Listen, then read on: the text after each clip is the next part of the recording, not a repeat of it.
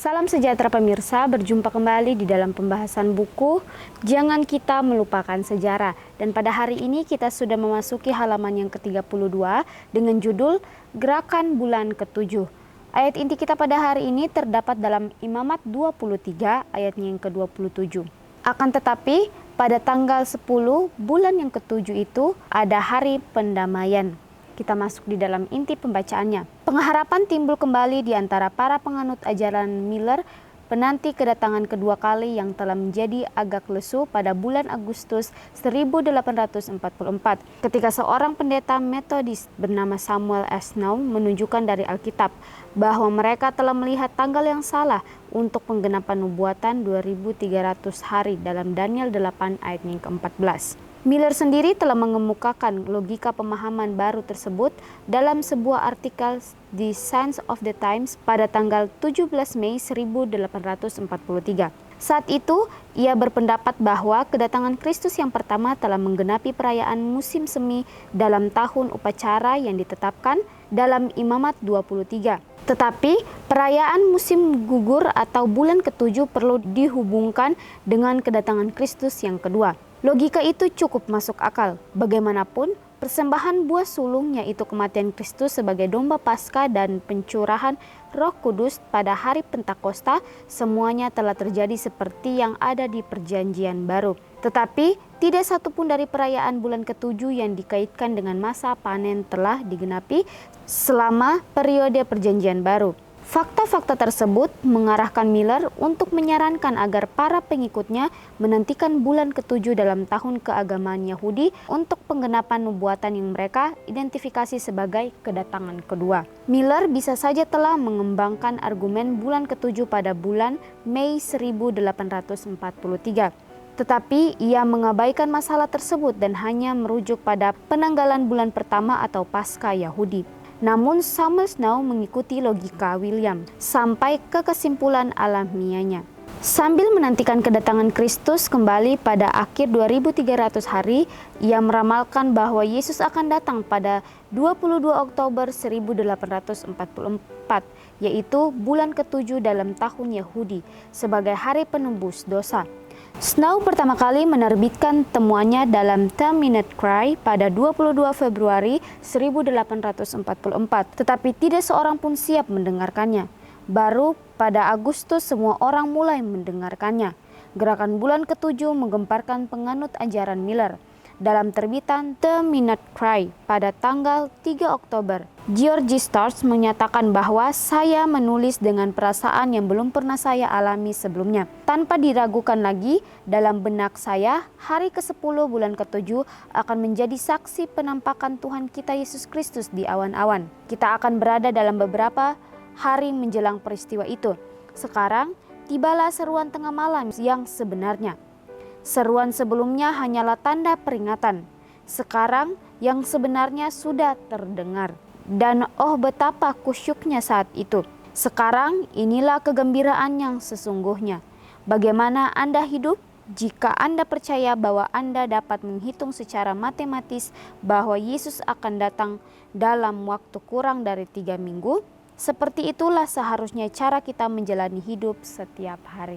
Ya, bagaimana pelajaran ini mengingatkan kita kembali akan cerita pada zaman William Miller ini. Dia menafsirkan akan kedatangan kedua yaitu Kristus sendiri, di mana pada bulan Agustus 1844 ketika seorang pendeta Metodis bernama Samuel Snow menunjukkan dari Alkitab bahwa mereka telah melihat tanggal yang salah untuk penggenapan nubuatan 2300 hari dalam Daniel 8 ayat yang keempat. Dan Miller sendiri ini telah menemukan logika pemahaman baru bahwa dalam sebuah artikel Signs of the Times pada 17 Mei 1843. Saat itu ia berpendapat bahwa kedatangan Kristus yang pertama telah menggenapi perayaan musim semi dalam tahun upacara yang ditetapkan dalam Imamat yang ke-23. Tetapi perayaan musim gugur atau bulan ke-7 perlu dihubungkan dengan kedatangan Kristus yang kedua. Jadi bagaimana William Miller ini mulai menafsirkan akan kedatangan Tuhan yang kedua kali. Sehingga pada saat dia menafsirkan kedatangan Tuhan yang kedua kali dan kedatangan Tuhan yang kedua kali itu tidak terjadi sama sekali pada saat itu.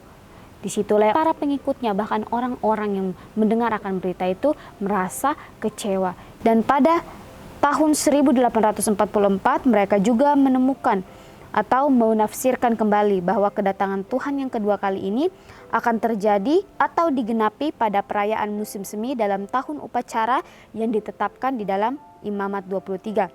Dan juga dikatakan bahwa tetapi perayaan musim gugur atau bulan ketujuh perlu dihubungkan dengan kedatangan Tuhan yang kedua kali. Logika itu cukup masuk akal. Bagaimanapun persembahan buah sulung, yaitu kematian Kristus sebagai domba Paskah dan pencurahan Roh Kudus pada hari Pentakosta, semuanya telah terjadi seperti yang ada di Perjanjian Baru. Jadi bagaimana ketika Miller ini mulai menafsirkan akan kedatangan Tuhan yang kedua kali di awan-awan, orang-orang mulai percaya dengan setiap tafsiran-tafsiran yang dikatakan oleh William Miller ini. Dan dikatakan bahwa sambil menantikan kedatangan Kristus kembali pada akhir 2300 hari, ia meramalkan bahwa Yesus akan datang pada 22 Oktober 1844, yaitu bulan ketujuh dalam tahun Yahudi, sebagai hari penebus dosa. Bagaimana dia melakukan segala cara atau menafsirkan akan nubuatan-nubuatan ini dengan tidak memakai hikmat yang diberikan oleh Tuhan. Sehingga pada saat dia menafsirkan hal tersebut, banyak orang yang salah memahami, bahkan banyak orang yang merasa kecewa karena apa yang dikatakan William Miller pada saat itu tidak terjadi. Dan para pengikut William Miller ini merasa kecewa dengan setiap apa yang dikatakan oleh William Miller. Bagaimana pelajaran ini kembali mengingatkan kepada kita masing-masing. Apapun yang ingin kita ambil di dalam kehidupan kita atau keputusan-keputusan yang akan kita lakukan, biarlah itu sesuai dengan kehendak Tuhan. Apapun yang ingin kita beritakan kepada orang-orang di sekitar kita, biarlah kita memakai hikmat yang berasal dari Tuhan saja. Jangan sampai hal yang kita ucapkan kepada orang lain itu akan mengecewakan hati orang-orang yang ada di sekitar kita. Bahkan juga mengingatkan kembali kepada kita, apapun yang kita lakukan, apapun yang kita kerjakan, biarlah kita mau mengutamakan Tuhan di dalam kehidupan kita. Sambil kita menantikan kedatangan Tuhan yang kedua kali, biarlah kita melakukan apa yang benar setiap harinya di hadapan Tuhan. Walaupun itu mungkin sulit bagi kita melakukan semua itu, tetapi dengan pertolongan Kristus, Kristus akan membantu kita melakukan hal-hal yang benar setiap harinya. Ya, walaupun ada cacat di dalam kehidupan kita, tetapi bagaimana itu tidak akan menghalangi kita untuk kita terus dapat berbuat atau menghidupkan kebenaran di dalam kehidupan kita masing-masing. Ya, bagaimana juga ini diingatkan kembali kepada kita, setan akan memakai berbagai cara untuk dapat menjatuhkan bahkan menjauhkan kita masing-masing, karena dia tahu bahwa kedatangan yang Tuhan yang kedua kali sudah semakin dekat.